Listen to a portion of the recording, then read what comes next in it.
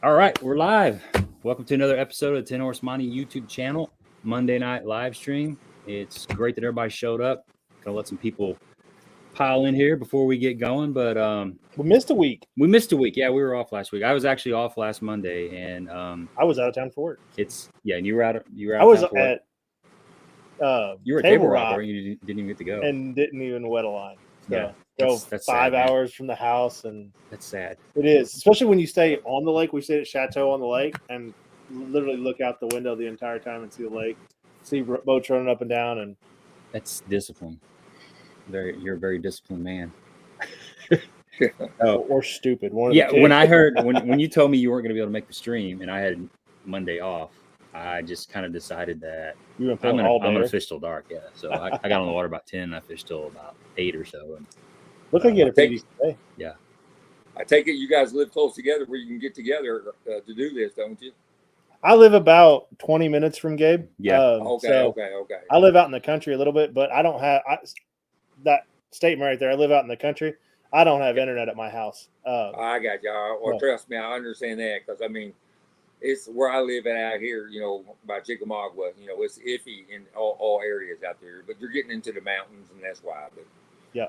We live in a little subdivision, but everybody's got 3 or 4 acre lots out there, so it's I got you. They're not going to bring internet out to us for a while. Right. I hear you.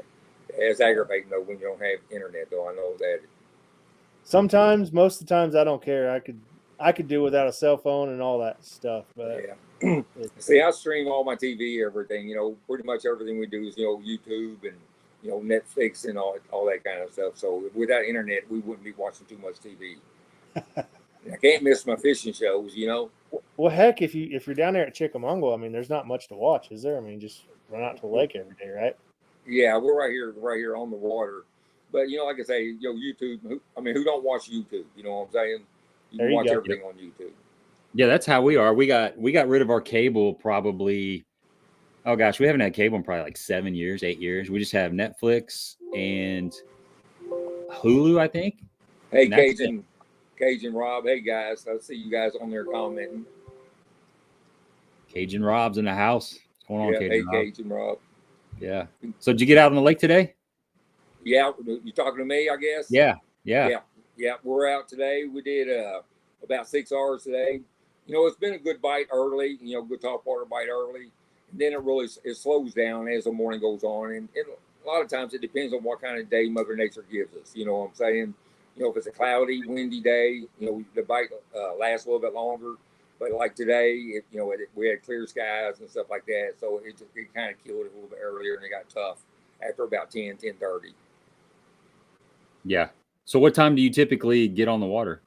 Well, I try to meet everybody at 5:45 down here at Dayton Boat Dock, and we get started at 6, which time is starting to change a little bit right now, so it's really not breaking daylight even on a clear day here, which we're not hard the difference from you guys until like 6:10, something like that.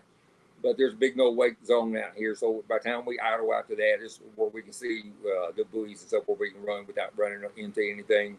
So and you want to get out there and start fishing.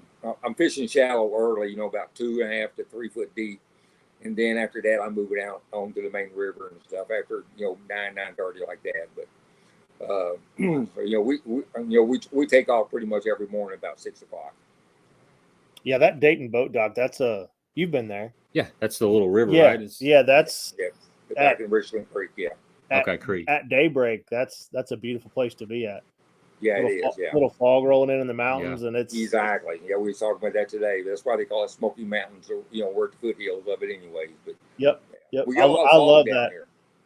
And the best is when you got all those 2 strokes and 4 strokes just firing up in the morning and just running down through there. It's a neat sound that goes down through that holler. So. Oh, it is. Yeah, exactly.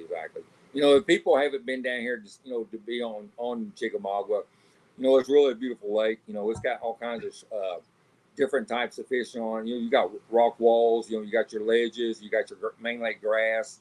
You got a lot of backwater grass beds and stuff like that. So you can really, the lake really is almost like 2 lakes in one. Starting at there about the 60 bridge is really where it breaks.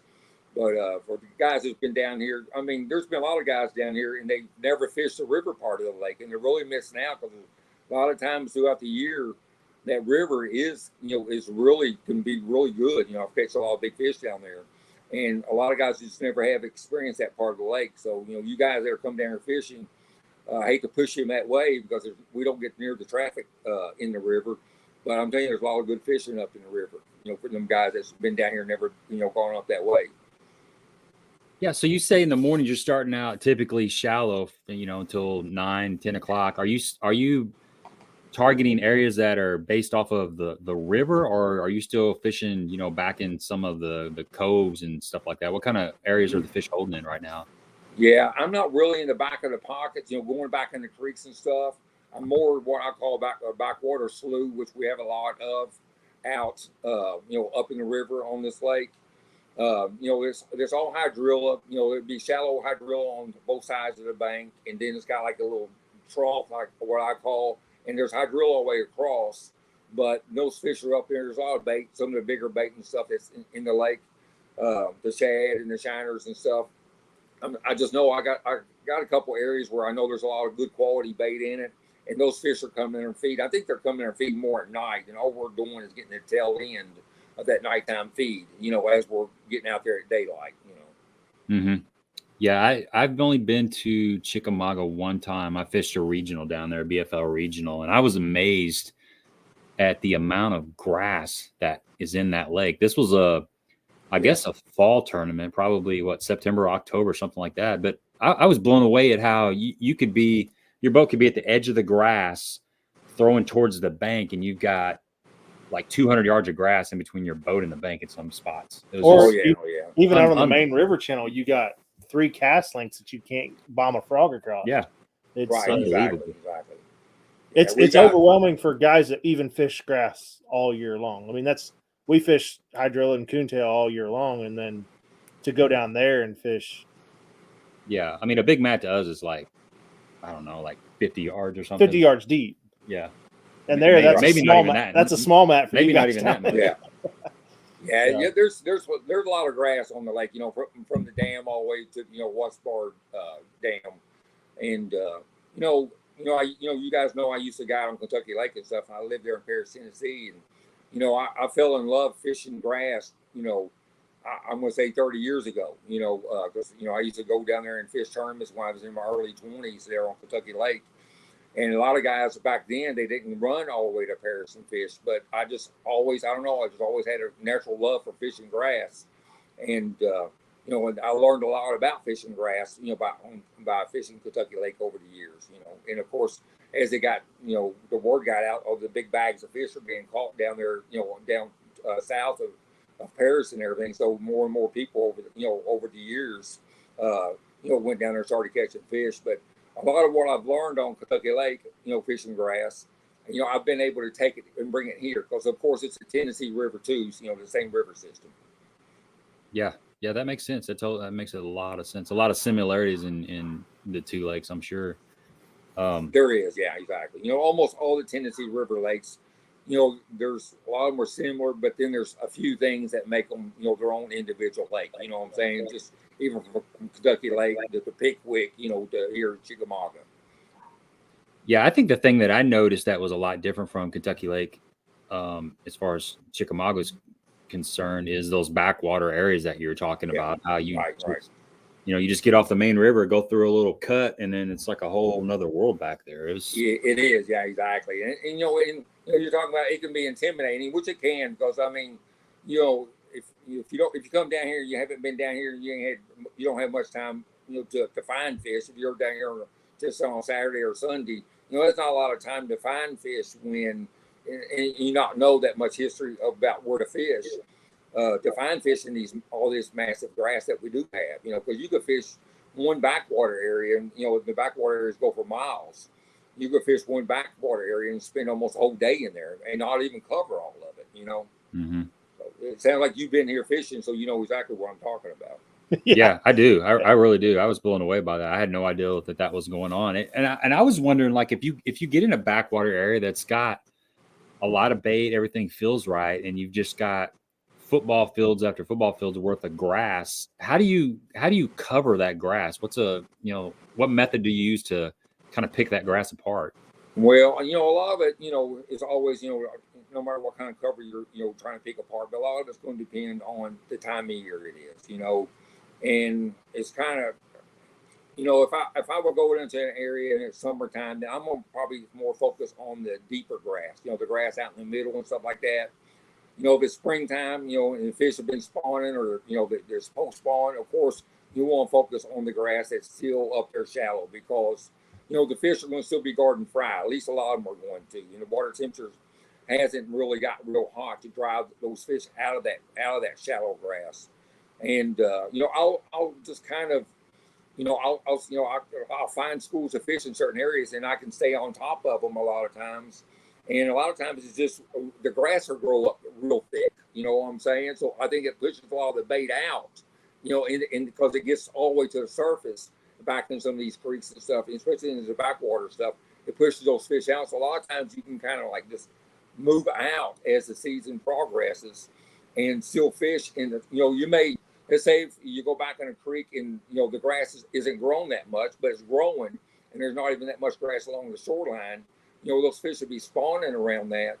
But as the water temperature warm up and they get more sun, it's going to grow, and it's just pushing everything out away from it. You know what I'm saying? From June, July, and here we are in August. We got a lot of mats, especially up in the river right now, and the lake's at summer pool. So there's going to be huge mats once, they start dropping the lake. And a lot of the areas too where the fish were spawning, I caught a lot of fish in these areas, back in May and June. Now they're matted up where I can't even go in there and fish. You could go in there and throw a frog, but they're not really on a frog bite. So I don't fish for those fish. I'm focusing on, fish that I can fish over top of the hydrilla with other baits. Okay. Do you think those fish that are back there in those backwater areas that you're talking about there that you can't get to, or they're not on a frog bite, do you think they leave that area, or you just think they live there all year long? Right.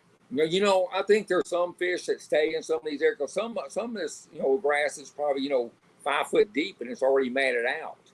And like I tell guys, it's probably because you can take your boat up in there and you can see bait, bluegill and shad and everything taken off in there. We got the shiners on this lake, like the golden shiners, like they had down Florida. There's a lot of shiners in this lake a lot of people ain't aware of. But, you see all that bait up in there. I think there's still fish in some of that stuff. But I think unless you're going to punch it, and a lot of guys don't come down here and punch, I think unless you're going to punch it or throw a frog, and if they're not on that type of feed or on those type of baits where you can catch them, you're not going to catch them. You know what I'm saying? Right. Because when it does get, September, October, November down here, that same grass that you thought was too thick to catch them in, you can catch them. You see what I'm saying? But they'll hit it. But at that time of year, the water's cooled off enough to where those fish will hit a frog. So I just think I think a lot of fish are still in some of those areas, but they're just not in the mood to hit a topwater bait like that. And the only topwater bait you can fish is a frog. Yeah, exactly. You don't have that's the only two options you got when you're dealing with stuff that thick. We got our first question right here. Here's our first question. William says, any Pickwick advice? And I would say there's a BFL regional coming up on Pickwick in October. So I'm thinking maybe some fall advice for Pickwick. Right. I've done, because I was there close to Kentucky Lake, and when Kentucky Lake, was getting tough, I started doing some guide trips on Pickwick just because it was so tough to catch fish on Kentucky Lake at the time. But Pickwick's an excellent lake. I would, depends on when he's looking at in the fall. If he's looking at October, stuff like that, then I would definitely go with a topwater bite, whether it's like a spook or a Sammy, out in front of the mats. A lot of times that's going to be your first bite. Right here on Chickamauga, we've got a pretty good topwater bite going on now, okay?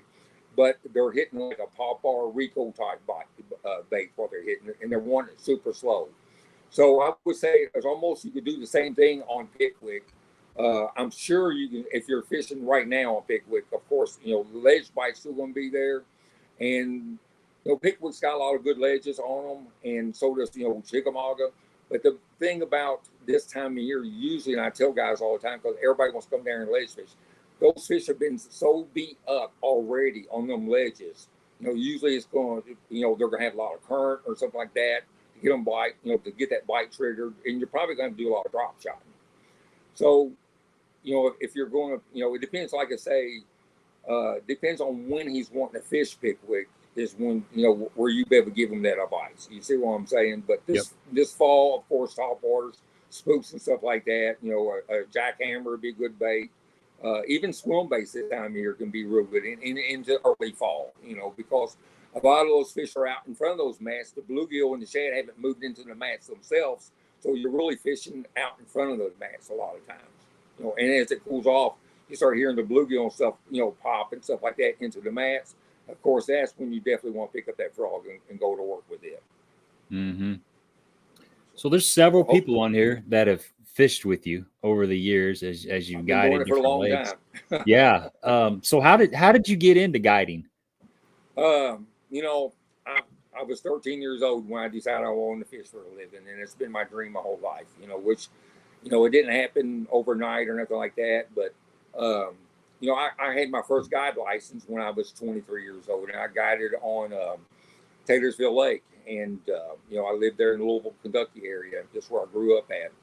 But, I guided on Taylorsville Lake some, Barron River, Rough River, and which, I moved down to Lake Cumberland and fished down there for stripers. I guided for stripers, and I guided for largemouth and smallmouth there on Del Hollow Lake. I lived in Albany, Kentucky.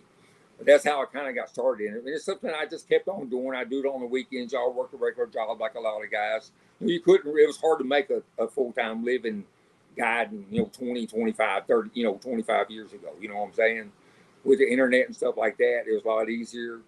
I ended up moving down to Kentucky Lake and just kind of jumped into it. I knew that's what I wanted to do. And I moved down to Kentucky Lake and just kept promoting myself, going to boat shows and stuff like that. Anything you can do online, fishing reports and stuff like that.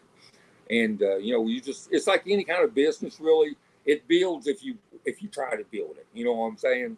And guiding's kind of been the same way. And, I thought I would spend, most of my life guiding on Kentucky Lake, but of course we got the Asian carp in there, and I had to move, because you got to catch fish. Then I started going down Okeechobee, and I guided some there on my own. And now I guide for Rollins down there 4 months out of the year. And I'm down there from about the end of November until the end of March. So if any of you guys ever want to come down there, Okeechobee, and fish, you come down there, because there's a lot of good fishing down there too. But that's kind of, in a nutshell, how I got into guiding, which I've always fished tournaments too my whole life. So Kentucky Lake is starting to come back a little bit. It's still nothing like it was, but you were out there a lot on Kentucky Lake before you made the move down south. So talk a little bit about what you started to see while you're out there fishing, because you're out there more than most people. So I'm sure you started to see a change going on. When did you start seeing that? What kind of things were you noticing? As far as when I knew we were going to be in trouble, with the Asian carp thing, or what? Yeah, kind of the whole transformation of the lake. There's 4 or 5 of us that guided, down there, and I talked, to some of the guys, and and we all knew, because every year it kept getting worse. It's like all of a sudden, the Asian carp had been in it for years. I mean, but nobody ever talked about it. You know what I'm saying? The fishing was still good and everything, and it was, this always a thing about Kentucky Lake. I get asked all the time. And, there's a lot of different things that make Kentucky Lake fall. You know what I'm saying? It's the Asian carp, lack of grass, and probably overfished. You know what I'm saying? Because that lake was so pressured. There were so many tournaments on it. And with a combination of all those, it's really, the lake, it just almost collapsed. It's just, our bait was gone, our shad was gone. And I know the Asian carp was a big, big part of it, because I know how many there were in the lake.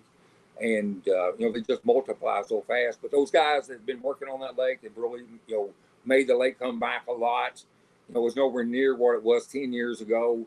And if, I talk to guys, on guide trips all the time, and talk about it, back, 10 years ago on Kentucky Lake, it was absolutely unbelievable fishing on that lake. When it comes to ledge fishing, you could weigh in a 15-pound bag. Everybody had a 15-pound bag on Kentucky Lake. You guys probably remember this too. And, you'd be in 100th place. You know what I'm saying? You could have 17, 18-pound bag and be in 75th place. You know what I'm saying? But there were so many 20 and 25, even 30-pound bags caught back in the days on that lake. And it was just such an awesome lake. And I miss that. But I don't know if Kentucky Lake will ever get back to what it was back then, because as long as they're going to keep opening up them locks and stuff on Kentucky Lake, the Mason carp going to keep coming in there, because there's too many of them in the Mississippi River. There's too many of them in the Ohio River, and they all lead up to the Tennessee River, and they got to lock the barges through. And, that door is always going to be open there. Like I said, they've done a lot to eliminate a lot of them. But, they're still there, and the fishing's come back a lot. We're getting a lot of bait back in Kentucky Lake. So for a long time we lost that ledge bite. And we lost that ledge bite out there on Kentucky Lake because there was no shad. The bass went out onto the ledges on Kentucky Lake because the shad were there. With no food source out there, the bass quit going out on ledges, and a lot of guys were struggling. And for years, I was able to stay back in the creeks and stuff because those fish were feeding on other things, bluegill, crawfish and stuff like that live back in 4 or 5 foot of water, way back in the creeks and stuff like that. And you just had to figure out how to catch them back there. The fish in the whole lake changed. And the guys that if any of them guys are, watching this tonight, and they, I know a lot of them did, they figured it out too, because they would still catch fish pretty good on that lake, even when it was struggling, when most guys were struggling. But, the lake's coming back, the bait's come back, like I said, and we're starting to get a good ledge bite back on the lake. I'm always, I love the lake. It was always one of the places I grew up fishing, and got all the memories there. And hopefully the lake could continue to come back for us.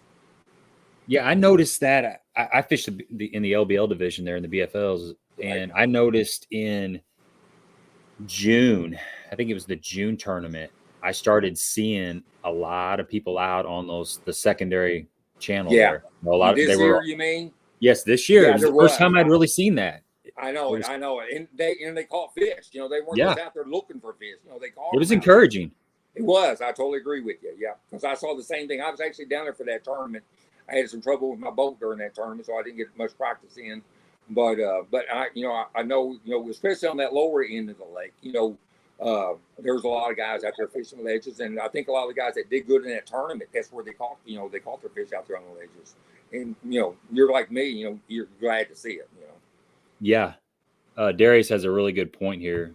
He says too many tournaments hurt the lake. Well, I mean, like I was saying a while ago, there's a lot of things that led to the factor of Kentucky Lake kind of falling in like it did. And, tournaments, there was a lot of tournaments and stuff on the lake, and, it's just pressure overall. You know what I'm saying? Well, any lake will do that. I mean, you look at Fork, you look at Bussy. Bussy Break's the newest one. I was just looking that up the other day. It is a 2,600 acre lake that the MLF went to for one of their, I think it was one of their cups or selects or whatever.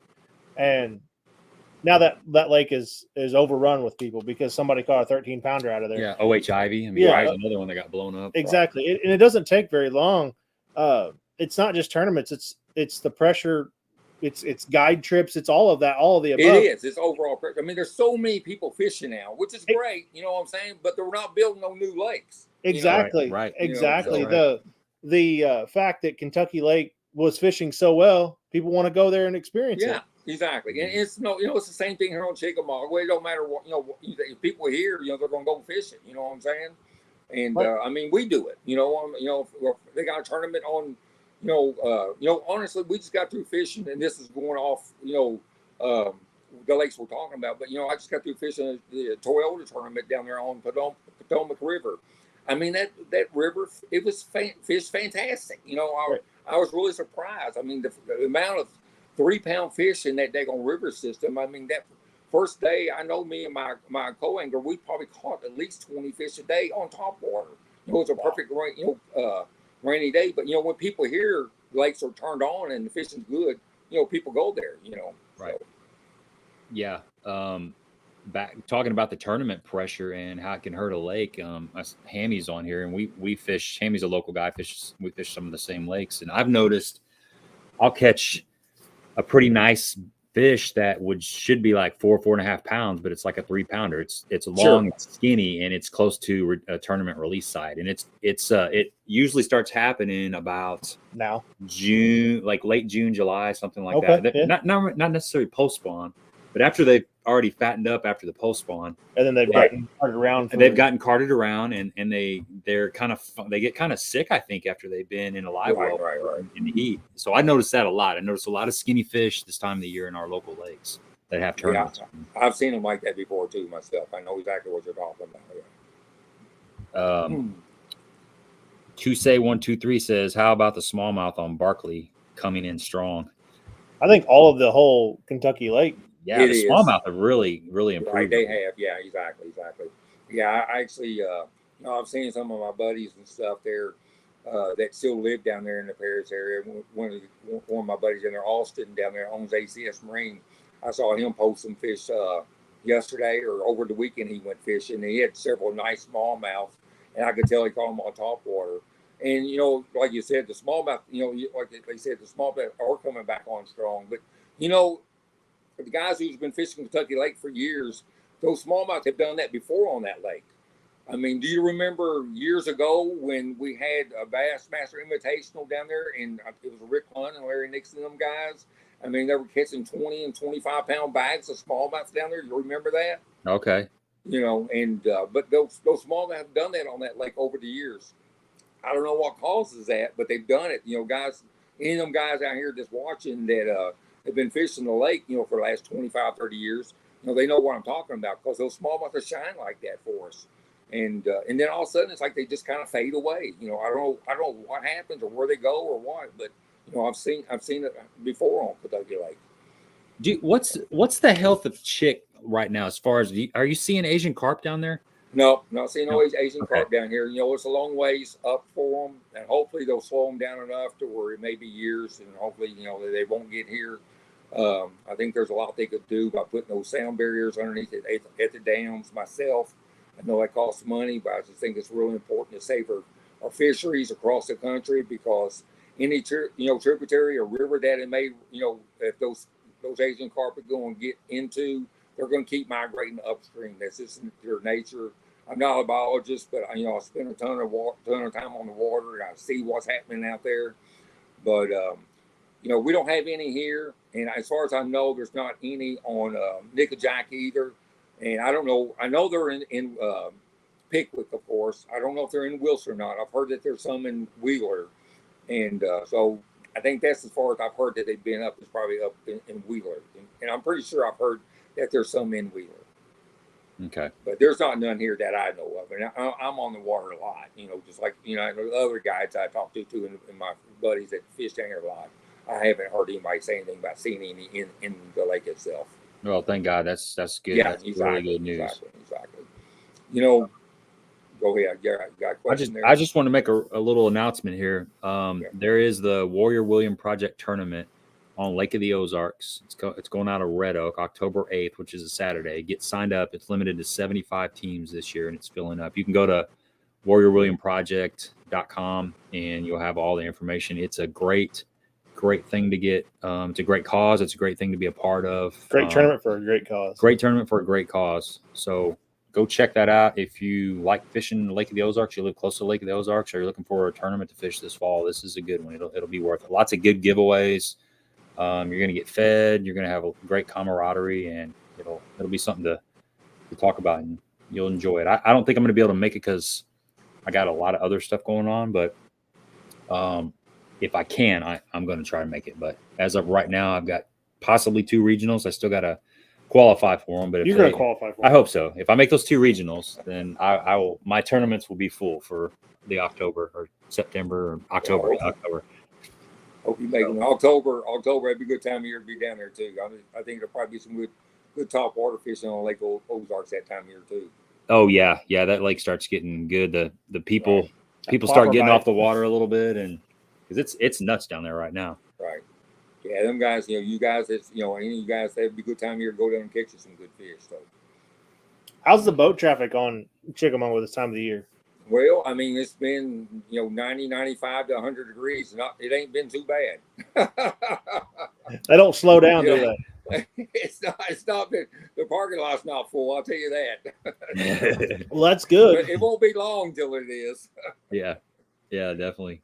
So let's dive into a little bit of Okeechobee. Before we do that, though, cool. let me make an announcement. We are going to be doing a giveaway. I'm going to give away a couple Cumberland Pro products. We're going to have a football jig because it's football jig season.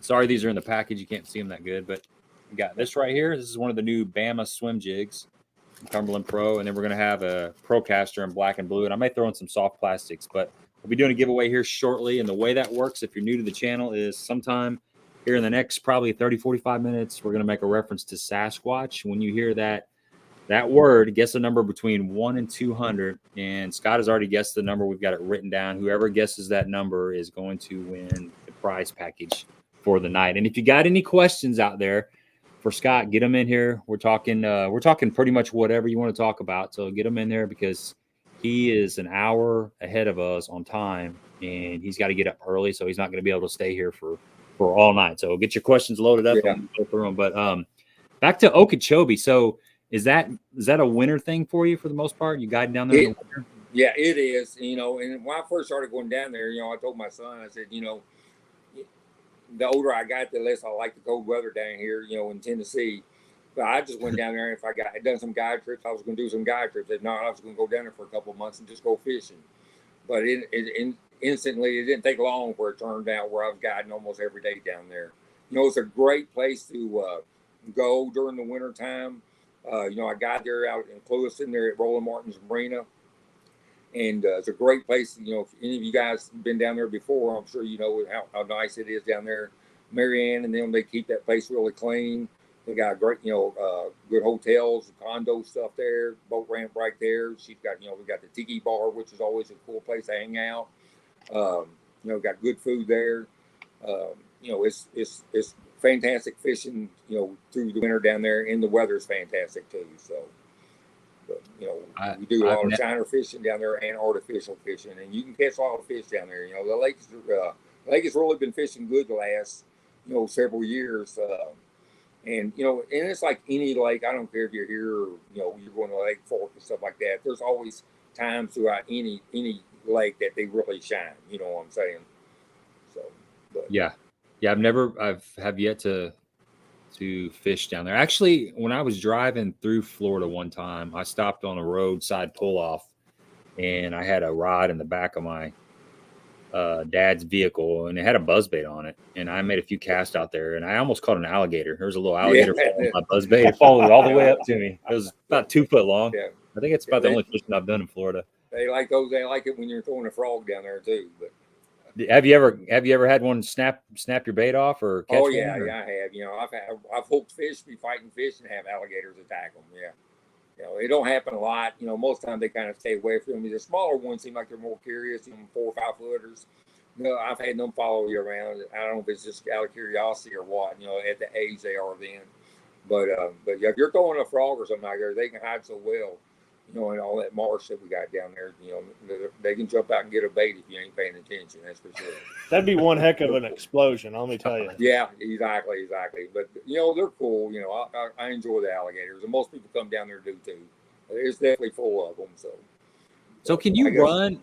Okeechobee is just pretty shallow for the most part. Is that right? Yep. And can you run just about everywhere on the lake, or do you have to worry about stumps or anything like that? Right. No, there's no stumps. I mean, sometimes there's some wood in the water. A lot of times it might be from a hurricane, from a hurricane or something like that. It might be some broken off poles because, the lake's so huge, huge. Years ago, they put like a lot of markers and stuff out there. So over the years, they're like telephone poles. And over the years, some of those have broken off. And, every once in a year, but somebody hitting one and knocking. And there is rock in the lake, okay?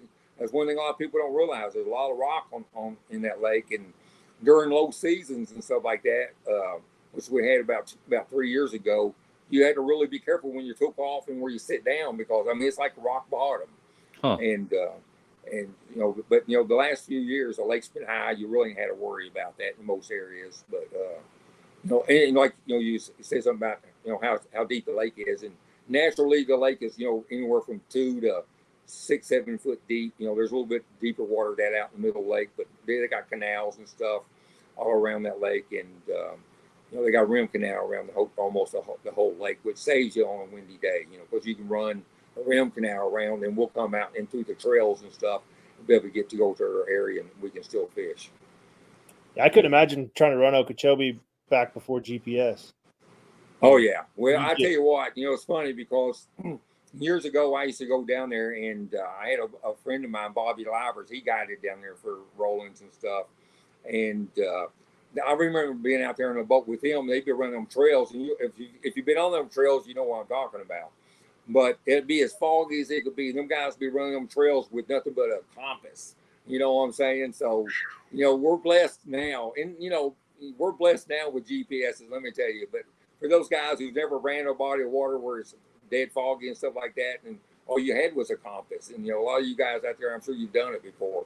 It's what we used to use. It's just a compass, and you paid off. It's crazy. It's almost like GPS on your highway. I used to know how to tell you how to get to a lot of places a lot easier by telling you the name of the road. But now with GPS on the roads, you just follow the GPS. You know what I'm saying? Right. So you paid a lot more attention, seemed like to me, when you was on a body of water, and you had to have some kind of landmarkers to tell you how to get back. Especially these huge bodies of water. Right. Yeah, we've gotten spoiled. I remember when I first used to fish Kentucky Lake, I was scared to go very far just because I didn't have any kind of GPS, and Sure. I didn't, yeah. I just didn't. All those codes look the same. Well, that and you didn't know what was in front of you either. I mean, right. Some of those places, there's high spots out there in that lake. Oh yeah. So, right. Well, if the guy went down to something, I don't care if you're here on Chickamauga or if you're on Kentucky Lake or Pickwick, when the water's low, you really got to be careful. For any of you guys that may not have never fished any of these Tennessee River lakes, and you're thinking about it, I'm telling you, if you're down there, during the spring or in the fall or in the wintertime, make sure that you stay in the channels. If you ain't for sure where you're running, I'm telling you, I'd idle until you did know. Darius has got a question. He says, Scott, they said Wheeler is fishing good. It used to be the dog of the Tennessee River. Have you fished it lately? I haven't fished Wheeler lately. I always like to fish Wheeler. It's been several years since I've been on it. And I really don't have too many friends that I can, talk to much that have been, that fish it. So, but, it can be a really good, good lake to fish. But I'm glad to hear. Hopefully, it is fishing real good. But I wouldn't know myself because I haven't been down on the lake in probably about 8 or 9 years. Andy has a comment. I had a similar experience, Andy. Yeah, he said he fished Chick a couple years Andy. ago. Fished 2 days and didn't catch anything, and even saw an eagle. Tried 3 times to catch a fish and didn't get one either. Well, you need to jump in the boat with Scott there, and he'll put you on some fish. Yeah, exactly. This lake, I hear that a lot. There's been a lot of people move down here and stuff like that, and I've taken a lot of guys out. Guys, I'll give you a fishing tip, okay? If you're going to come down here and fish on this lake, one of the things that saves me a lot and puts a lot of fish in the boat for me is fishing a Nico rig or a wacky rig Senko, okay? That's one thing that you can catch fish on down here on. And what I do is I won't weight it much. I'll use a 1-inch finishing nail in that daggone Senko, okay? That's all I'll put on there, and I'll rig it wacky style. But that nail there's enough buoyancy in that Senko where instead of just falling, it kind of pulls it, so it makes it glide sort of, and just switch it and fish it. So next time you come down here, Andy, if unless it's frog season, now if it's frog season, you want to throw a frog. But other than that, you can pretty much always throw that daggone wacky rig up in the grass, up in the shallows and stuff like that, and you should be able to catch some fish. You got it. Is there a couple colors to be thrown down there? Yeah, I mean, you can't beat green pumpkin, of course. I use that a lot. June bug's good. Green pumpkin, blue swirl, and there's one color I use too. Is a motor oil chartreuse. I do really good with that too. Okay. But if you're coming down here, make sure you got green pumpkin. You can dip that tail in chartreuse some, and you fish it just straight green pumpkin, and you'll catch fish on it. Don says book early at Okeechobee. He missed out with a last minute call. Yeah, that's right, Don. Yeah, we stay busy down there, you guys. Like I said, there's several of us down there that guide, and we're all buddies. And we all help each other out. You can, call, like if you want to book down there, you can call me and find out what days I got available. And then we can call the marina and get it set up. Everything goes through the marina there at Rollins. And, but it's a good place to be in the wintertime. And, like I said, you get some big fish down there too. Brock says, Scott, thanks for your time. Would you be so kind as to tell us a guide story? Don't use names. Just tell us some guide horror stories. Thanks in advance. Well, I don't know if I would really call them horror stories because we're really, it's one thing I get asked a lot about, because I've guided for so long and stuff like that. I guess one thing that happened, I lost a rod here about a month or so ago. Well, I'll tell that story. That's one that pops into my mind right now. So we're going through there and we've been catching fish and we was actually throwing a wacky rig Cinco and stuff. And, I had a chatterbait tied on and a shallow running crankbait and stuff like that in a top water. But they started pulling waters. What they did, they caught them early and then slowed down. We was doing an 8-hour day, and we was going through an area that I've been catching fish in again. We went back through there. It was almost time to head in. But anyways, they started pulling water, and I had two guys with me. The one guy, he hooks one up. It's about 3 3/4 pounder for 4-pound fish. So I throw my rod. I just made a cast. I just threw it out there, and I threw my rod down, grabbed the net, and we net that fish. Next thing I hear something go pump, pump, and my rod goes into the daggone lake. And there's some guys fishing just a couple cast distance away from us. He goes, I think a fish, because he's overlooking us because we just netted that fish. He goes, I think that fish just pulled your rod in because when it went in, we saw a fish jump. So, I was like, daggone it. It's a brand new KVD spinning rod and reel, And I promise you it wasn't a week old. But anyway, so I pick up my crankbait. I had a shallow run crankbait. And I was going to try to catch that line because I couldn't see the rod or nothing down in there. It's only about 5 foot deep, but I couldn't see because all the grass. And so I picked up that crankbait. And I threw that crankbait out there. And I didn't make 2 cranks. And the daggone 3-pounder hits that daggone crankbait when I'm trying to hook my line. Okay, so I catch him. I didn't want to catch a fish. I want to get my rod back. And so it's no joke. I end up catching that daggone fish, and I unhooked him, and I'm like trying to guess to make where that rod might be, that line might be across there. I throw out there and didn't get it. I threw out there again, didn't get it. I threw out there again. I'll be dang if I didn't hook another 2-pounder. But anyways, I ended up catching 6 fish on that stupid crankbait in less than 30 minutes trying to catch my line, and I never did get that line. So. You guys, I don't know. That's probably the latest fish story I've got. Anyways, I've done this for a long time. I got a bunch of them, but just don't come to mind. But anyway, hey, that beats making all those casts and not catching anything though, right? Yeah, including exactly. your rod. That's true. That's true. Yeah. Wow. But anyways, but you guys, Chickamauga is an awesome lake down here. Dayton, Tennessee is a good place to come down here and stay. There's plenty of places to eat and. It's a real friendly town and stuff. So, if you guys look and want to come down here and do some early fall fishing, or even the fall fishing, we have a great frog bite down here, and there's a lot of guides on the lake. Of course, I guide myself on here, but there's several of us down here, and just look us up, get a hold of us, and we can try to get you set up on our trip down here, guys. Yeah, and it's not that far from our area. We're in Cape Girardeau, so it's less than 5 hours if I right. Exactly. Yeah, which is doable, for a weekend. Right, exactly. When you get through Nashville, I guess you would come through. I'm sure you come through Nashville. We all know Nashville traffic's really bad now, but you try to travel through there during the right time of day. But anything between here and Nashville on 24, guarantee there's going to be construction. So yeah, exactly. Yeah, I was telling somebody the other day, I was familiar. Nashville's almost getting as bad as Atlanta is, Yeah, last time we went to Nashville, that highway had potholes. It wasn't potholes. It was like like mortars went off. Yeah, there was huge. Yeah, exactly. Concrete missing. Exactly. It was horrible. Yeah, that was probably like 4 years ago, I think. And that's no fun dragging a boat through that. No, it's dangerous. I mean, we've seen so many people on the side of the road changing flat tires and stuff, and they're having blowouts because of the potholes. It was treacherous. Doug's got a good question. Yeah, Doug's got a good one. How do you approach a guide trip when it's so tough you might not catch anything? One thing, I'm gonna spend. I got a 4, 6, or 8 hour trip, and I'm gonna spend that time with you in the boat. I don't tell anybody that, you know, if I know it can be tough fishing, I let them know it can be tough fishing. You know what I'm saying? You know, we've all been fishing before. You know, any of us that fish tournaments, sometimes you think you're going to do good, and some, you know, the fish just change. But you know, one thing is like, you know, all my off days, I'll go out and go fishing and stuff like that. Me and my wife will. You know, I just try to stay on fish.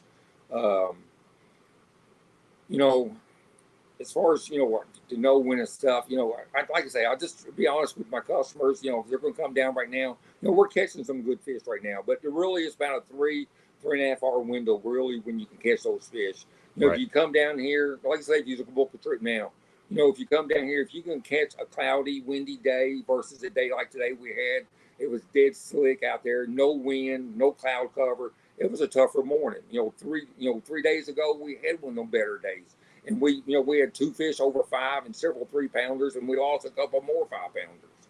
You know, so sometimes it's up to Mother Nature too. On anytime you're doing anything outdoors like that, which can make the bite better than one day over the other. And you guys fish, you know that. Right. Oh yeah. It doesn't matter where you go. You gotta have some days where it's just tough. That's just the way it is. How do you when you get a client, how does that go? So say somebody books a trip with you. Do you typically talk to them the night before the trip to kind of get a feel of what their intentions are for the day on the water? Because I'm sure you have different kind of clientele. You have people that fish for a long time, and then you have like beginners, and I'm sure each client is a little bit different. Right. And you do. You know, I always, you know, like, let's say if you call me up wanting to fish, you know, September 1st, you know, for example, you know, I would, you know, want to find out what you're wanting to do, you know, where you're coming from and stuff like that. You know, you good with, you know, can you throw a bait caster, spinning reels? You know, I want to be able to make sure, because it's my job to make sure those people can catch fish. So I need to find out more information I can find out from them on how often they fish, how much they fish. It helps me understand probably what kind of fishermen they are. You know what I'm saying? It'd be like me if I was going to go play golf with somebody. You know, I would suck at it, you know, because I just don't do it. And some people just don't get to fish that much. You know what I'm saying? I had some people out this year, they'd never been fishing before in their life. I handed them a spinning reel, and they said, how do you work this? You know what I'm saying? But yeah, you kind of feel out, get the information, you know, try to feel them out and see what they're doing. You know, what if they're wanting to learn more about the lake, you know, guys come down here and hire you because they got a tournament coming up and stuff like that. And sometimes they may have a off limit period where they can't, you know, get any help or any information for a month or so. You know what I'm saying? So they could be down here, they could be down here in August, but they may have a fall tournament. So I'll try to help them. I'll take them around the lake. You know, of course, we'll go fishing, catch some fish too. But I'll show them where, you know, the fish will be in these kind of areas, that kind of area, you know what I'm saying? Yeah. And what to look for like that. So, yeah, it just, you know, depends on what the guys want to come down here for. You know, guys come down here and want to learn how to use their depth finders. Got to learn how to, you know, to ledge fish, you know. And there's, like you were talking about, or we were talking about earlier, there's guys that are intimidated by fishing grass. How do you fish grass? You know, because not everybody's got that in the areas that they live, you know. So, you know, I have a lot of guys want to come there and learn how to do that. And then you got people just want to go out and catch all the fish they can catch. You know what I'm saying? So, yeah, it depends on what they're wanting to come down here for. So what's one bite that you really look forward to every year? You know, it's going to be coming. Is there a certain bite that you just can't wait to get on? You know, there is. And, you know, I love to fish a lot of different ways, but I would have to say my favorite way to catch them is probably flipping. You know, I love that flipping bite. You know, especially when the water's up high, you know, it's always good. You know, you fish Kentucky Lake, you know, and I'm sure you fished it, you know, back when it was good too. But yeah, I love that flipping bite, that high water flipping bite from here. You know, I don't care if you hear Pickwick or Kentucky Lake, like bushes and laydowns and stuff. Yeah, exactly. You know, here we got a bunch of the reeds. You know, people call them cattails, but they're more like a reed, toolie type deal. But these fish down here on Chickamauga, they'll flip in that. I mean, spawn in that versus where on Kentucky Lake they spawn in the buckbrush and stuff like that. So, but we got a lot of cypress trees on the lake too. So they'll spawn. You know, you catch a lot of fish on those cypress trees down here also. I think it's kind of cool that you get the taste of, you know, Florida and Okeechobee and stuff for several months, and then you make your way up to, you know, a river system, and it's totally you got two totally different bodies of water to fish, which that to me that sounds exciting. It's not like, but they also fish very similar at certain times of the year as well. Well, yeah. You got grass. Right. You got a lot of grass. Right, exactly. You know, we're fishing grass. You know, I love Okeechobee. You know, we're already getting excited. We're like, oh, I can't wait to go to Okeechobee. You know, and we have a good time down there. You know, everybody down there at the marina. You know, they're rolling, great people, and we just enjoy our neighbors and stuff. They come down here. You know, so we get to know some people that they come down there and stay all winter just because they're retarded and stuff like that. You become friends. You know, but anyways, but yeah, you know. After I'm down there for 4 months, you guys, because it's so flat and everything down there, we're like, golly, I'm ready to go back to Tennessee. I want to throw in some rocks. I want to throw in some stumps. You know what I'm saying? So, yeah, it is cool. About time once you get tired of doing one thing every day, you're looking forward to coming back to Chickamauga and stuff and doing different things too. But heck, it only takes me like a week of going to like Cherokee or Ozarks and fishing rocks, and then I just want to come back to grass. Exactly. You always have this great ambition of going somewhere else besides your home lake, and then all of a sudden it's like, you know, this isn't home. I'd rather go back and fish some grass. Yeah. So, well, we get these. There's some strip pits over here in Southern Illinois, and there's literally maybe 3 points on the whole strip pit. And after a day of fishing that, I'm like, I want to go find a point. I want to go fish some points. I want to be able to run a point. I want to look over here and see a point, look over there and see a point, because it's just like a giant farm pond with no points. Yep. No features. I can imagine like fishing Okeechobee. You probably want to go fish some points at Chick or something, you know, after a while. Right. Yeah, it is that way. You know, they're both fun lakes to fish, you know, but you do. After you're there for so long, you're ready to go do the next one, you know. Well, heck, and at both lakes, you can catch a fish of a lifetime. You can, exactly. And as I tell you, you talk about catching a fish of a lifetime. I tell people come down here, you know, even if it's, you know, like, you know, right, if you're down here right now, you know, the bite's good for about 3.5 hours, 4 hours, something like that. But the thing is, even if it slows down, I'm telling you, you can catch an 8, 9, 10 pound fish down here at any time. You know what I'm saying? 2 weeks ago, a guy that works down there in Hennessy Outdoors caught a 13.3. Holy cow. A 13.3. You know what I'm saying? So I mean, they're here, and you can catch a giant here. And Okeechobee's the same way. You know, you know, and I tell people the same thing that you catch. You know, I love it when I hear people that say their biggest they've ever caught is like a 5-pounder. You know what I'm saying? Because I know it's very possible to break that for them during that day. And that's something that you want to do as a guide. You know, you want them people to catch their personal best. So. For sure. I mean, not the last time before that I was down at Chick, I saw a legit 10. A friend of ours caught it in 25 foot of water. While we're up there fishing grass all day. Yeah, you saw one come after your frog. And then, was a giant, the last time, it wasn't my frog, it was my team partner's frog. We were fishing a championship, and it was the final, I think it was the final day of the championship. And we didn't have much, but this one would have made our day. Right, exactly. But, you know, you're bombing frogs across those mats. You've done this, Scott. You know this. And you're working that frog across there, and all of a sudden it just comes up, and it stops in midair and lets it look at it. And then it about 2 foot behind the frog. And, you know, I haven't seen a lot of 10s in my life, but I'm pretty certain this was a 10. Right. I hear you. Yeah, you know, it's funny. It's the one thing about us fishermen. I tell people all the time, you know, I've been fishing my whole life, but you know, we always remember the big ones that we caught, you know what? But you really never forget the big ones that you lost. You know, see, we never lost this one. It never got on it. It just came up and showed itself. Was there though. It was a potential fish. Huh? Yeah. And it's usually after you've been do that, huh? And it's a lot of times it's after you've been throwing that frog for 2 hours without a bite. Oh, it was longer than that, but it was like 5 or 6 hours without a bite. Right. Well, that's like I say, that's the thing about down here. You can literally catch a big one any time because they live here, and there's several of them that live here. Kevin says, Gabe and JB, thanks for bringing us such great guests that just talk about regular fishing and live. This dude is awesome. Thanks, Kevin. Hey, Kevin, I appreciate that, man. Appreciate it a bunch. You know, that's what we try to bring on the show. It's just real. We're not talking about what's going on in the tournament scene. We may touch on a little bit, but most of it's just 3 dudes talking about fishing. Right, exactly. In time flies when you do it. You know, that's one good thing about guiding too. You know, guys. You know, even like the guys I had out today, you know, the guy, you know, his dad lives down here on Watts Bar, and his son's from Maryland, and it's time they got together, and they only seen, like he said, you know, I don't get to see my dad that often either. And, you know, he said, I only get to come down here about 3 times a year. And, you know, he booked a guide trip to take his dad fishing. You know what I'm saying? And we had a great time out there. You know, here it is. The son only sees his dad 3 times out a year, but he hired a guide and took him fishing. You know what I'm saying? And we had a great time talking, just like we're having a good time talking. And that's a good thing about the fishing world. You know what I'm saying?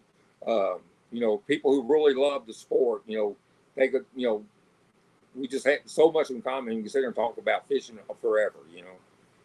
Well, that's kind of like what Darius's comment was saying. You have to be a special kind of person to guide fishing trips. He doesn't think he can do it, but it's memories like you're just talking about, where you get people together that maybe it's an annual trip and you get to experience that bonding. You know, there's nothing like being out in the water with somebody for, you know, 6-8 hours. It's kind of a special deal.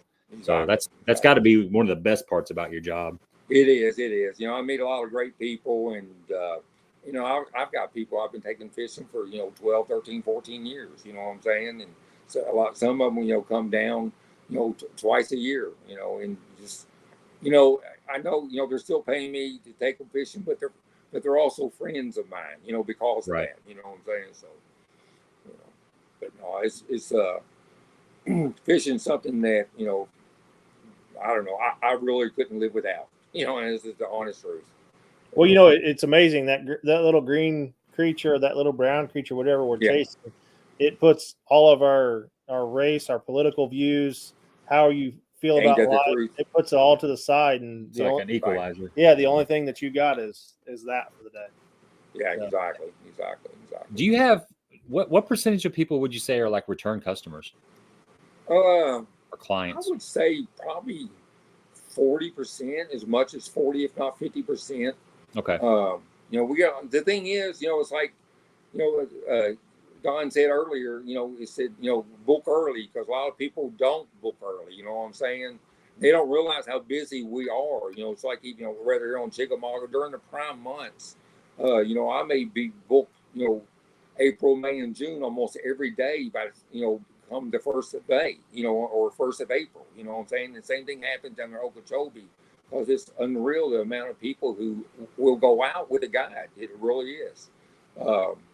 You know, I've done it for a long time. I'm sure that helps me. I mean, I'm not saying that if, you know, somebody just started guiding tomorrow, they're going to be that busy. You know, I've been doing this my whole life. I've been doing this for over 30 years. You know, I started tournament fishing when I was 15 years old, you know, so I've been in the sport my whole life. And you know, and there's people that I've known for that long from, you know, I wouldn't have known them if it wasn't for fishing, you know, so. Yeah. So in all the years of guiding and stuff, you've been, you know, Florida and Tennessee and Kentucky and all that. You ever ran across a Sasquatch? Have you heard any Sasquatch stories? You know, that's, you know, I remember one time I was fishing down down San Rayburn, and I swear we were camping, and, you know, I do a lot of camping when I'm fishing, and we thought we saw one down that area, but, you know, back in those days, everybody didn't have your iPhones and you know, phones in your pocket, had the cameras, so we didn't get a picture, and so I can't, you know, I'm not, if I don't have a picture, I'm not going to swear to it. So, but what? Okay, it sure seemed like it. Okay, so back up. You were camping, and what happened? Did you hear a noise or? Well, we heard a noise. You know, I was, you know, a buddy of mine. We was down there fishing a tournament. You know how we several of us camping out together. I actually had a van at that time, and we'd been out. We'd sit there and drink a couple beers and stuff. And it was about time to go to bed. We had to get up early. It's another day of practice the next day. But anyway, so, you know, I crawled in my van, and he crawls in. One of them was in the tent, and the other guy was in the back of the pickup truck. But anyhow, next thing you know, we hear something running through the area that we're in, and you know, I don't know if they got bear. Do they have bear in Texas? I don't know. They not a lot if they do. I wouldn't think they have many. But anyhow, you know, like I said, we had a fire and stuff there. We drank a couple beers and stuff, and but we just heard something go through, and it tore up some of the stuff we had set up out there. You know, I had a Coleman stove set up at the time and everything, knocked it over and stuff like that. But you know, guys, who knows? You know, it sure seemed like it. What's all these numbers for on here? Those are the numbers that they're trying to guess the number that you picked. Oh, what's that got to do with it? We're scrolling through there. Whenever they hit, whoever guesses that number that you pick, that's who's going to get the prize for the night. So we roll through them all. Close, but they ain't on it yet, are they? No, they're getting there. Come on, you guys. They're all over it. Getting close, some of you. So what do you got next as far as tournaments? My next tournament will probably be, I got a Toyota series. I'll probably go fishing in New York on daggone, what's the name? I'm going blank. It's down there in St. Lawrence. It ain't the St. Lawrence River. It's there on what's the name of that daggone river? It's not Champlain. Champlain's this week. What is it? I'm lost. But anyways, it's the next Toyota series down there after in New York. I can't think of it. But then I got a tournament. I'm gonna probably fish the. Are you fishing the 2-day BFL? Yeah. On Pickwick Lake. Yeah, I think I'm gonna fish that too. So we'll have to run into each other when we're down there. Yeah, definitely. If you see me, say hi. If I see you, I'll definitely say hi. We'll do. Yeah, we'll do. Come on, you guys. You're getting close. Oh, we got a winner. We got a winner. Did you find one? Yeah, we found somebody. Perry got it. I think Perry's a repeat winner. So, good job, Perry. 133.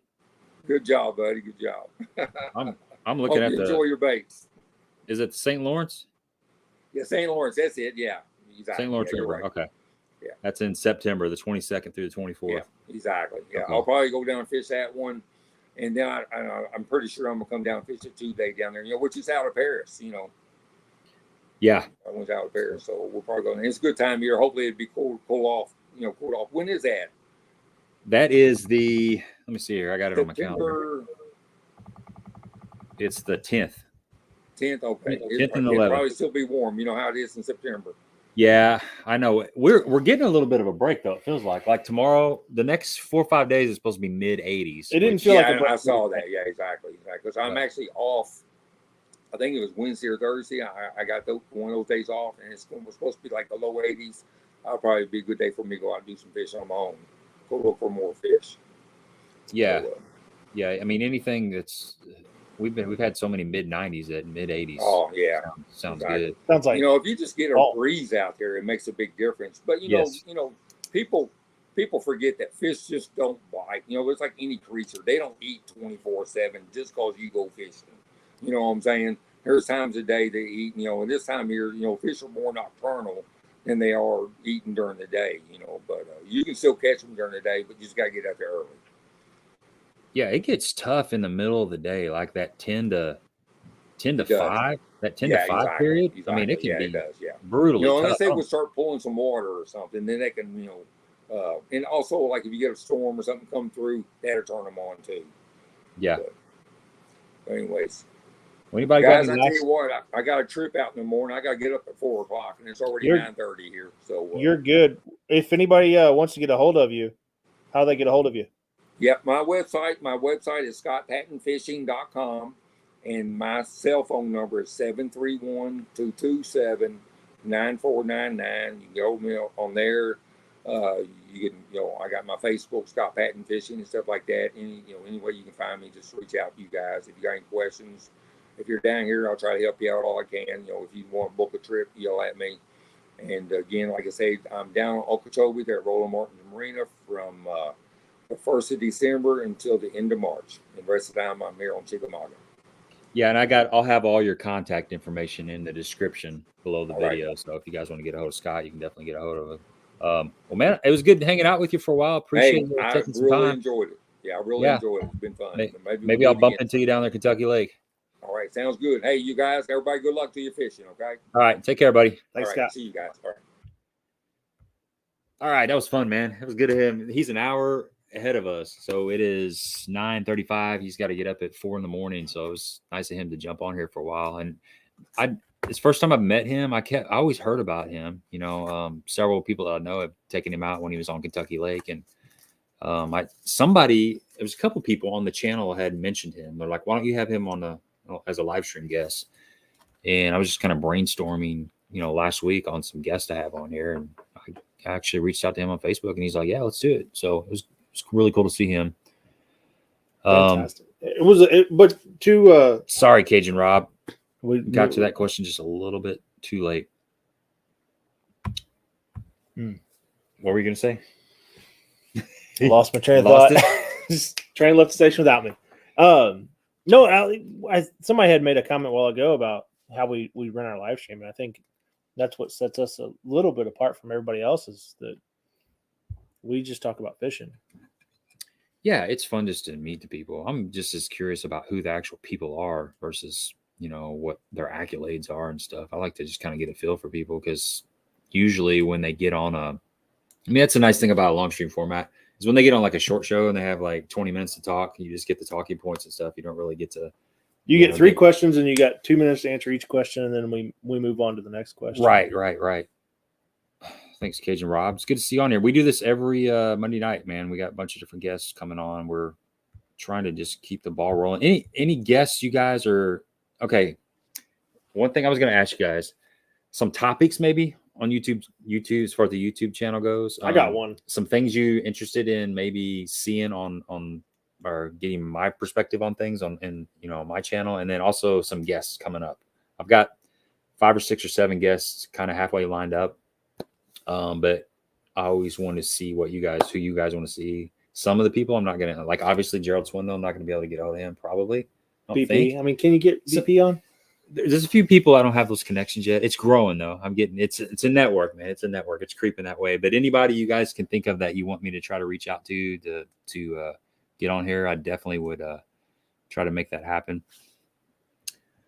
I do have an idea for you. Okay, what is it? One of our loyal fans reached out to me the other day and asked me about it. Fizzing fish. Fizzing fish.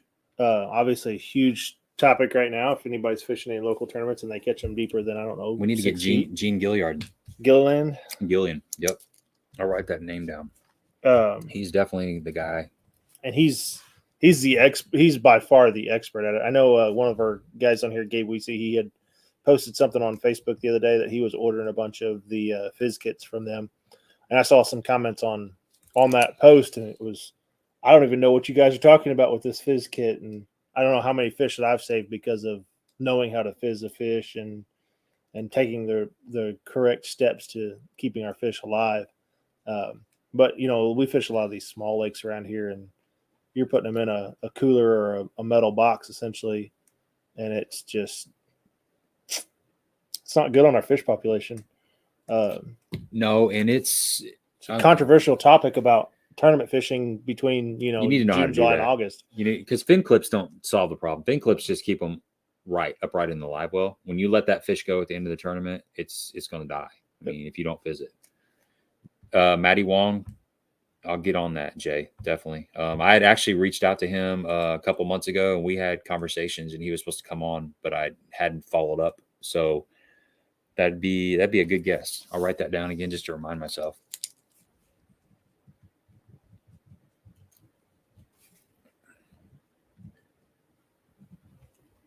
Brian, I used to fish AC tournaments.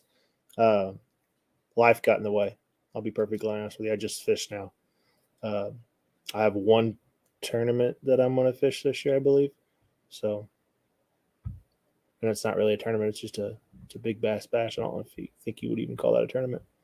So, yeah, fishing with Dino. Yeah, I was on Kevin Baxter the other night. How'd that go? I didn't get to catch that. It was good. It was good to hang out with him. We kind of talked a lot about co-angling, just about being a better co-angler, the ins and outs of co-angling, that kind of stuff. And you guys haven't seen that stream, it's pretty cool. It's neat to be on the other side of the microphone. Usually me and JB are over here interviewing people or talking to people. It was nice to actually be on the other side. A lot of great questions in that stream too. It's pretty interactive. Mike Huff. Okay. That's a good one. Mo swim bait slinger. Want to talk Midwest big swim baits? Always. Love it. I love it. He was on for when we had June Shoji, I think. I think he was on there. I think he saw that live stream. I remember that. But that was a good swim bait live stream. Who's that? With June Shoji, when we had June Shoji on there. Oh, heck yeah. June's always a great guest. Yeah. Need to have him back on. Probably will. Need to reach out to him again. He's been working on Jim like Dill nonstop. and Denise Dill. Yes. Good job, Kevin. Thanks. I've been thinking about both of them since we had Jim on. It's been quite a while, but I wanted to have Denise on, and I want to see what they're up to, because they both kind of retired and they're guiding more and they're out of the crocodigator business. So that's a good call. Bailey Gay, a young kid from Kentucky, on fire in Toyota Series Central right now. Okay. According to Cajun Rob. So write that down. Right there. See it? Yeah. Perfect. Auto Trieve. Doug, you got a great comment. Don't have to buy an expensive fizzing tool. Just go to your local farm supply and get a syringe, 18 gauge needle. Yes, you are 100% correct. And if you don't want to do that, Tackle Warehouse, Omnia, most of your big tackle retailers sell those. I wish. Johnson Brothers? I so wish. That would be Lee Livesey. I mean, any of those guys. Those guys are all time, right? The bad boys of the sport right now. So you never know, especially when things calm down. Yeah. A lot of those guys are just sitting around, especially in Canada. I mean, they got cold winters. They're bored. They can't fish. It's dark outside. Yeah, sometimes those guys will jump on. I've really been surprised with some of the guests that we've had. I mean, we've had a Forest Wood Cup Classic champion on multiple times in Dion Hibden. Andy's trying to start a dumpster fire. Again, we had Block It On not too long ago. That was a good show. We did not talk about live scope though. We need to bring that up with Randy, I guess, the next time. Well, I mean, it's already been documented. There's nothing to really bring up. No, unless you just want to, I think it was funny because stir the pot. We had Block It On, and then the next week we had Cody Huff on. So completely different, opposite fishing styles, but both from the same same area of the country. It was good. I need to show those. You guys want to see some baits? I feel like showing off some baits. Oh, show that box. This is going to be a giveaway probably next week. So Eric, from the owner of Hawgz Custom Baits, he sent down this box that he made up as a giveaway, and it's pretty nice. It's loaded up with stuff. We're probably going to do that here in the next week or two. So you can show the folks at home what's in that box. Well, you know what they're called. I don't know what all they're called. Single style bait. Right. These are the 6 1/4. And he's got some shaky heads in there. He's got the jigs. So we got a little bit of everything in here. We got the bigger shotgun shell, what I call a shotgun shell, and the 5-inch. Got some shaky heads. A couple different colors. A couple of the vibrating jigs here. One of my favorite colors, Okeechobee Crawl. I like that. It's in a ball head. So, little vibrating jig. Still haven't figured this whole camera thing out yet. Yeah, we've been doing this for what, a year? Yeah, you never figure it out. It's always left and right. Shaky heads, screw lock shaky heads. This is a heck of a little. It's a good box, man. This is a good get bit box, is what this is. Did you show the shaky heads? I did. Okay. Did I show the shaky heads? I don't know. Football or no, that one's more of a stand-up shaky head. I like that. Mm-hmm.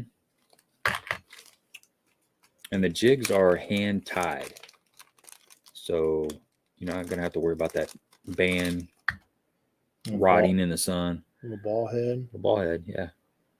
He's been working on a lot of stuff. Heck yeah. He's been expanding. He was just doing plastics at first, but now he's doing the bladed jigs. He's doing the shaky heads. He's doing standard jigs. So anyway, here probably, I don't know, it might be next week, might be the week after that. You just got to stay tuned and keep on watching. Yeah, you're just going to have to stay tuned. We'll do social media posts on that. I don't know what the value is on that, but it's pretty nice. Well worth it. I'm gonna try to get in on this one. Yeah, it's a good one. And you get the box too, which is pretty cool. It's like a marbled plastic box. Oh, cool. What you got next? Okay, so this is something that Sean Titsworth Sr. sent me a while back, and he's making these. He's got his own little company. Don't laugh at the company. It's called Titty's Jig Works. You can look. They're pretty legit. I'll be honest with you. He does great work. You can look him up on Facebook. He's selling this stuff on Facebook, but he's making some bladed jigs and some standard jigs, and they're very, very nice. He did a really good job on them too. I like his bladed jigs. I need to try those out. I threw one the other day, and is it legit? I was impressed, even at a really slow, wind. That yeah, it thumped. And I haven't thrown Eric's bladed jig yet, the Hawgz. So he sent me some. I need to try them out. I need to get one that's got some color to it here. I'm trying to look up his Facebook. Does he have a Facebook site on that? I'm not sure. That. Just look under Sean. I don't know if he's on here tonight. I don't think he is. I haven't seen him. But here's his bladed jig. I think this thing's pimping. It's got really nice eyeballs. Big eyeballs. Big eyeballs. Good hook. Good keeper. It's hand tied on there. The skirt is hand tied too. You can see that. Let's see. Let's do this. There you go. See if that camera will focus a little bit. Yeah. Gold blade. It's kind of, I think it's like the switchblade that he's put on there on this jig. But I mean, that's a good head color, good skirt color. Everything about that jig is solid. And it's Titty's. Titty's jig. I feel like we're in high school. Yeah. We're giggling like two little boys over here. Yeah, but he's got the black and blue, which is one of my favorite colors, bladed jig. Try to hold that thing still. Focused on, there we go. That looks really good. And then he's making jigs too. So some of his jig colors. This is a pretty good bluegill color. Different head design on the jig, but really nice skirt combination. And of course, they got this kind of funky hook. I'm not sure what kind of hook that is. Maybe folks at home would know, but it's got a good keeper on it, hand tied. So pretty good stuff. If you're interested in purchasing some of the stuff, give them a look. I'm going to write some of these guests. They're still popping in with some guests on here. Okay.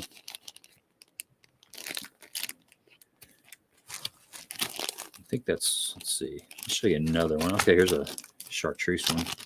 Chartreuse and white. So here's a chartreuse and white.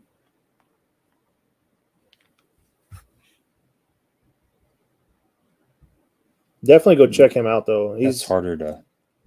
Is it not harder to focus and because it kind of blows out? But you get the idea. They're pretty nice looking, legit looking stuff. Gary asked, "You got a man's auger tail?" Not with me. No, I don't. I bet I do. I got a whole box. We're building a house, so I'm going to be packing for too long. And I've got. He just doesn't know. I got I'm be taking some of his stuff. I got a huge tote of some old plastics, so I bet you there's some auger tails in there. Luke Duncan, man, I missed out on my opportunity to have Luke Duncan. We were down at Baitworks, me and my buddy Mike Marfell, and Luke Duncan was actually in there when we walked in the store. And Mike talked to him, and I didn't, and I should have, because I should have kind of pitched to live stream. Before I was doing a live stream with you, I met him at the Classic, and him and I talked for like 10 minutes. There was nobody around. That was before he really started taking off with his, what is it, LBL? Right. Low budget live. Brian Hawgz is out of Festus area. Yeah, now they have a Facebook page and they have a website, Hawgz Custom Baits. It is, let me see that box again. It's hawgzcustombaits.com. Yeah, hawgzcustombaits.com. Great guys. It's all locally poured. They got a bunch of good plastics, bunch of good jigs. They're 6 1/4 shaky head is an excellent shaky head. It's poured super soft. It's super soft, and there's no salt in the plastics, so it's like a high float plastic. You put one of the worms on a shaky head, and it floats up. The tail floats up. Caught a lot of nice fish on them. Jay Beffa, that's on here, he can contest about the amount of fish you can catch on those worms. They're pretty good. Watermelon red, green pumpkin purple have been my two favorite colors. And I haven't fished their Cinco type baits, but I imagine they've got the same kind of action. Yeah, I mean, that's a pretty cool color.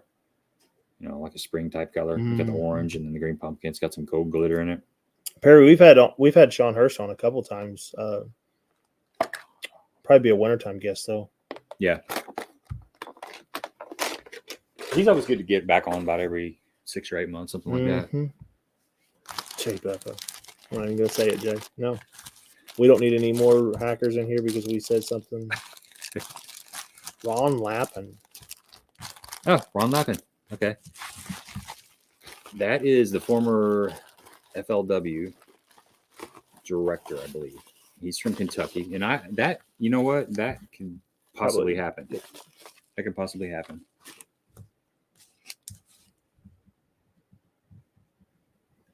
I mean, I'll send emails to everybody just to see. Grab those jigs back. I don't know. I want to address Daniel T's comment about the Z-Man. So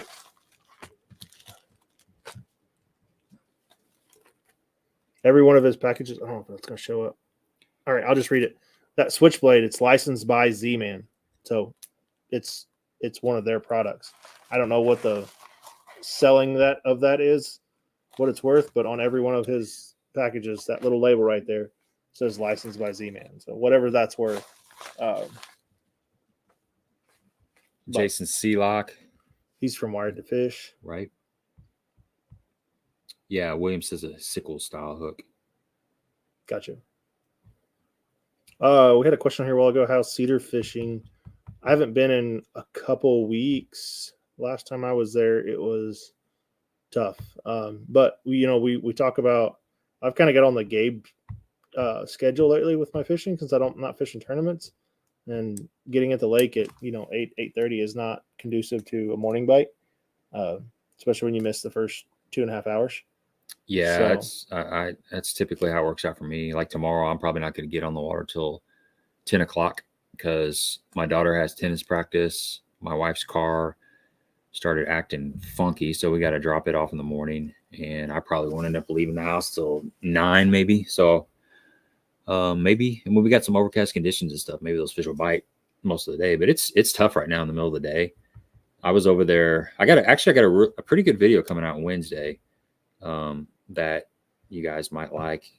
Since nobody liked my tube video that I dropped Friday. Nobody liked it? Well, it just only had it didn't have a lot of people watch it, and I was really surprised. It's a really good video. If you haven't watched the tube video, go check it out because it's pretty good. I wouldn't watch it either, guys. I mean, nobody. Well, I was like, I thought it turned out pretty good, but anyway, it just shows you people were sleeping on it. But anyway, so Wednesday I got another pretty good video, I think. Hopefully you guys will check that out. But a jig bite. There was a jig bite going on over there last time I was over there. And other than that, I don't know. Hammy, the guy that was on here earlier, he's the guy that's always holding up big pictures of fish from over in that area. He's the guy that would know better than me. He's got them all pinned up over there. He's tight-lipped. He won't tell you. Nope. He won't tell you what's going on. So you have to go over there. Best thing I can get out of Hammy is like, what's the water temperature? Yeah, they give you the water temperature. Maybe the clarity. And that's about it. North end or south end? I don't even know if he'll do that. He puts in at the north end. I know that. Yeah. He runs down the south end, though. Don't give all of his secrets away. Jason Sealock. Let's see. Kind of new. Brian New. I'll write that down. Yeah.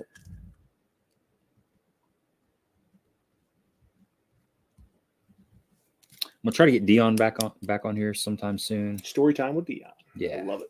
He's one of the greatest guys to have on here. No, thanks, Jay.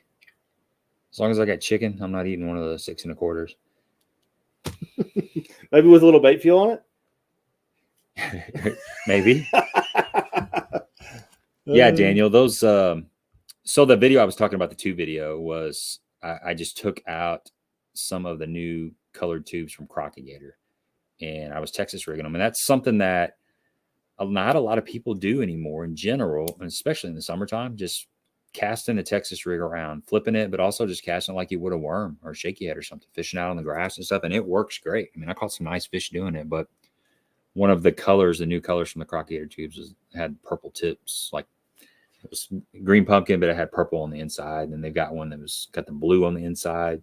So they have 4 different colors that just came out, and they're all pretty kind of good. Like fire tips or whatever. Yeah, they all look really good. So that's what that video was about. If you're interested in checking out some of those tubes, go check them out. Crocagator, they're up and running. I think they're about out, so you might have to get on them. She said they're selling out pretty quick, but early and often. Yeah, if you want to see what they look like, they're in my last video drop. Yeah, there's Hammy. He was on here. I knew he was on here. Don't put that on us. You're just over there way got more, a Uncle lot more than we Ron, are. Uncle Ron. Yeah, Matt Robertson, Lance Freeman. I can get Lance on, I think. MEPS number 3 spinner. Man, that's somebody was talking about those schooling fish when they get tough, and they were talking about throwing like a rooster tail or a little MEPS spinner. And I'm like, that's not a bad idea because the shad are so small. Oh, I know. Yeah. I know. And sometimes they What do you think was on my last Taco Warehouse order? Okay. Okay. You were paying attention too. I was. Except for my last Taco Warehouse order got declined.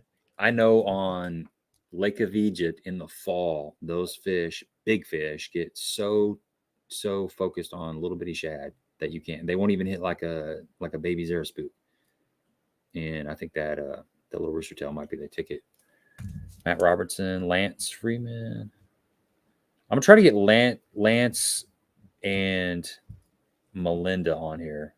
She's a really good tournament fisherman from over in that area as well. All right, Jay Beff has got a question for you.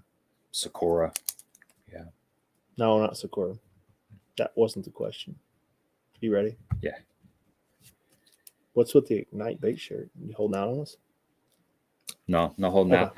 I just dug this out from the back of the closet. I love that shirt.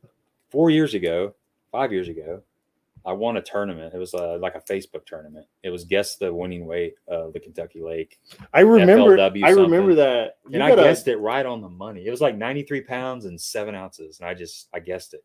And you got I got a huge prize pack. pack. I got a bunch of like 7-inch baits, 5-inch who baits. And used they're to own really that good company? swim baits. Justin something, wasn't it? Justin English. Yes. Yeah. That was back when he was pouring those. Is he still making those? I don't know, but I saw on Mikey Ball's video they had Ignite swim baits.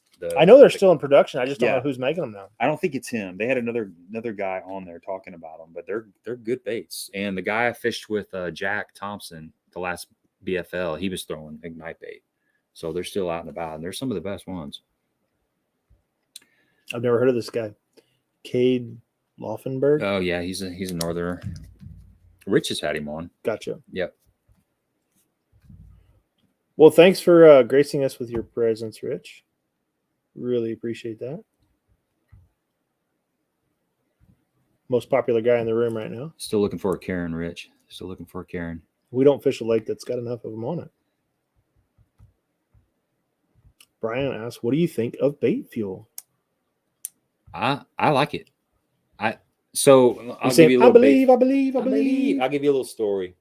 I was fishing a tournament this year on Kentucky Lake, and the guy in front of me was fishing shaky head that the worms they weren't dipped in bait fuel, but he had a little tub of bait fuel, and he kept dipping that worm in the bait fuel. It was little. Was it an old a butter container that he was just No. So here's the story. No, check this out. They were only able to get a hold of one bottle of bait fuel, him and his dad and his buddy. Oh, so they all three split it up into little like containers, like a little drug deal in the parking lot. Yeah, exactly. A little butter dish or something. And he had this little butter dish up on the deck of his boat, and he was getting more bites than me for sure. Of course, he's in the front of the boat, and I'm like, man, let me dip my little worm in your stuff over there, and I started getting bites. So he let you dip your worm, and then yes, he did. How long did he let you dip your worm? It was short. I figured I had my eyes closed.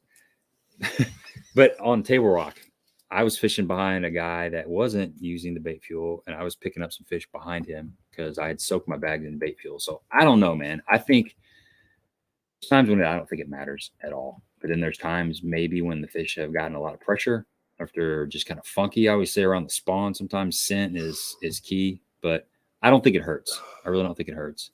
You okay? I hope you're okay. Oh, dude, sorry. That's not good. I hope the boat wasn't behind it. I hope you're okay. I mean, you're worried about the boat. I'm worried about Rich. Andy, that would be a great one too. Clay Dyer. Yeah. Man, we got some suggestions. I'm about to do some work. Mark Menendez. We've had Mark on a couple times. Yeah, we'll have Mark on probably every 6 months if he'll continue to come back. He's a great guy to have on. Just a wealth of knowledge. We're all like on our toes, making sure everything's okay. Obviously, Rich is here. But speaking of Mark Menendez, and we had kind of touched on it earlier, but that's the War Carp t-shirt from AFCO. I think $5 from each t-shirt purchase go towards the war of carp. That's a great thing to be a part of. All you gotta do is buy a t-shirt. If you want to keep them out of Chickamauga, if you want to keep them out of all of the Tennessee River lakes, support that. Okay, the boat was not in tow, but he is okay. Just kind of beat up. Well, man, heal up, brother. Heal up. Terry Bolton. Has Terry Bolton finished his house yet? Yes, he is. is. Last time we had Terry on, he was living in his camper, and he had absolutely horrendous cell service. I talked to him at the last BFL for quite a while, a couple times. Okay. And yeah, he's in his house and stuff. So I'll reach out to him and have him on. Bass Geek. We had Hank on a long time ago, but maybe we can get Bass Geek back on. You guys are coming up with some good suggestions. He's from down there in East Tennessee, I think. I bet he's got a good, and this is not another giveaway, but I bet he's got a good Sasquatch story. Oh yeah, I'm sure he does. That needs to be our vetting process. Like if you're going to come on, you have to have a good Sasquatch story. Yeah. So well, Scott had one kind of. Yeah, that was a good one. Yeah, that was a good one. Wasn't like a class A, but it was like a class C. Yeah, it wasn't a Matt Steffen. I don't think we'll ever have one of those again. Or Dion Hibden or Lawson. I guess it was Lawson or. And Panger had a good one too. Yeah, Panger did. Panger was on the other side of the wrong side of the river, and one was shaking a tree behind him. Mm-hmm. But Steffen, I don't know. Steffen's kind of takes the cake. That's a pretty good one. Yeah, and he doesn't even want it. Like, I'll reach out to Matt Robertson, Gary. I had actually got in contact with him. It's been a while, and he was going to do it, but it got canceled because of something, and then I couldn't do it the next week. And I'll reach back out to him. He'd be fun. Good Tennessee River guy. I guess that's it, man. You done? You got anything else you want to talk about? Fishing's tough. I'm just ready for fall fishing. Me too. Scott got me all fired up because that's where we're headed down to Gunnersville end of October. So I'm ready for. You ready to throw like frog around some grass and stuff? Yeah.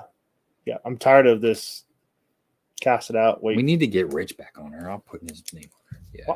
Who wants Rich back on here? Come on. We need to get him on here. We need to talk about ice fishing. Ice fishing? Yeah. Does he ice fish? He's a huge ice fishing guy. Yeah. Yeah. He's one of the foremost ice fishermen. You're saying he's got a short pole? Yeah, I didn't say that. Mikey Balls, man. I got a lot of work to do. Yeah, you got to reach out to a lot of these people. Mikey's awesome. He was on here. He's been on Rich's show. He was on here a while back, and he is. I've already talked to him. He's ready to come back on whenever. I don't know. That's Hammy. We need to get out in the boat together. We were just talking about that. Last week. We haven't been fishing in a long time. I think the last time. Epic Eric. You had Epic Eric on, didn't you? No. Mike Long. No, I'm good. I think he's in the bottom of the river sleeping with the fishes. Got a little cinder block tied around his leg. Long gone. Yeah, he's long gone. That I think the last time you and I went fishing. You tried to kill me with a frog. That's what I was going to say. It was like a 4 or 5 pounder that just erupted on a frog, and I got a little trigger happy. You were in the front of the boat, and you set back towards me, and what was it? Spro. It was probably a Spro. Popping frog in red ear, I would imagine. Comes flying at me no less than 65 miles an hour. And I mean, it was like this, and I barely got you matrix it. You just turned that head. And it was tight. It was close. I was trying to pierce his ear. So yeah, you're trying to pierce my head. Yeah. You learned a lot that day, though. I did. I learned to always keep my head on a swivel. If you feel the boat rock just a little bit, duck. So yeah. And my man's got a hook set too. Well, my man does not. And you told me you went back and rewatched that video like 400 times just to. I have. Just to Jeff Sprague. See, we just talked about this, Martin. Like we don't talk about the controversial stuff, and we don't talk about the Randy Block at Live Scope. I was gonna actually ask Scott what he thought about them. They're changing the opens, to you have to fish all nine. Yeah, because he does fish some of the opens. I see both sides of it, but I think I'm for it. Yeah, it prepares you for the next level. Right. Fishing three and you're in. what are you going to do if you do get in and you only have 5 weeks off of work? Or well, David Mullins was on BTL today. I don't know if you listened to that. I haven't yet, but he was opposed to that because he made it through the opens fishing one division, and if he would have had to fish all 9, he wouldn't have been able to make it because a working man can't fish like all 9 of them. Right. But if you've got 3 tournaments somewhat close to your house spread out, you can make it happen. But like you said, he also said he also kind of contradicted himself slightly because he was talking about having to fish all the different, like a person could come into the elites and kind of struggle for a couple of years because they're fishing so many different kinds of bodies of water that they're not used to, which is the argument for having to fish all 9 opens to qualify for the elites. So that way, when you jump in, you're kind of halfway prepared. Fishing all 9s is kind of a vetting process, isn't it? Like, you have to go to the north and you have to go to the south and you have to go to the Midwest. You got grass, you got, grass, you got rock, lakes. You got deep water, you got shallow water, you got tidal rivers. You got all kinds of different obstacles that you have to jump over just to make it, where if you're fishing, say a central and it's all Ozark area, right, and maybe one off the wall, then I think the controversy, and this is my opinion, and I don't fish any of them, and probably don't really have the desire to fish any of that, but my controversy is the unlimited practice time. My goodness, like guys going 30, 40 days in advance and fishing a lake. I don't agree with that. So they need to tighten it up a little bit. I mean, I think there needs to be a little bit of tightening up going on. Well, so like a guy like Scott, I understand fishing the opens. Tony Christian. I was trying to avoid some of those. But fishing a guide like on Chickamauga, and he's got to make a living. He can't fish an open because of that. I don't agree with that, but tighten it up where it's, a week or 2 weeks off limit so he can still make his living doing what he's got to do. So yeah, there needs to be something to it. I don't know. It is what it is. It's interesting. And they can always change it back. If it doesn't play out like they think, then they can always reverse it. Been there, done that. I got a scar on my hand to prove it too. But it wasn't anybody else. It was just myself. I tried to block a jig from coming into my hand, and I still got a divot taken out of my hand from that jig. So, what's up, Kyle? Thanks for stopping by. We're about to wrap it all up, but it's good to see you in here. Trey McKinney. Trey, yep. I got Trey. That might happen this fall. That might happen this fall.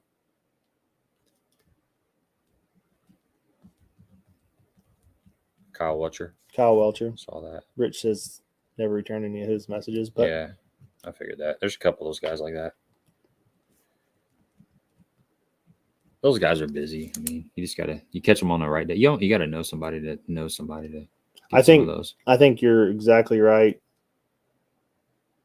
Binkwood. And the travel financially prepares you for it. I was listening to LBL on the way over, and Atkins was on there today, and he was talking about his trip to, I think it was New York. No, it was his trip there at the house where he stayed at home this year, and he still spent like $8,700 or $9,000. He made like $500 or something. It was like the one that he stayed at home. I think he cut like a $14,000 check,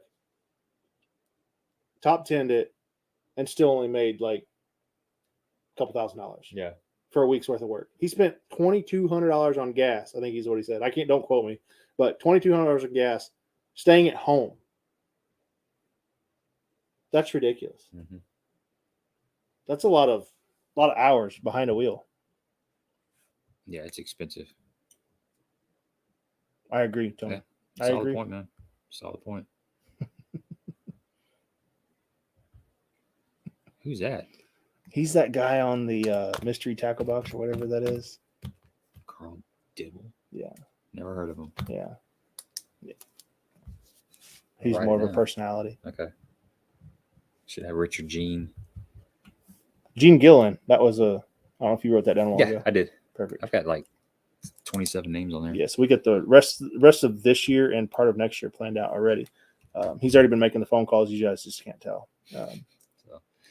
All right, man. We're gonna shut this down.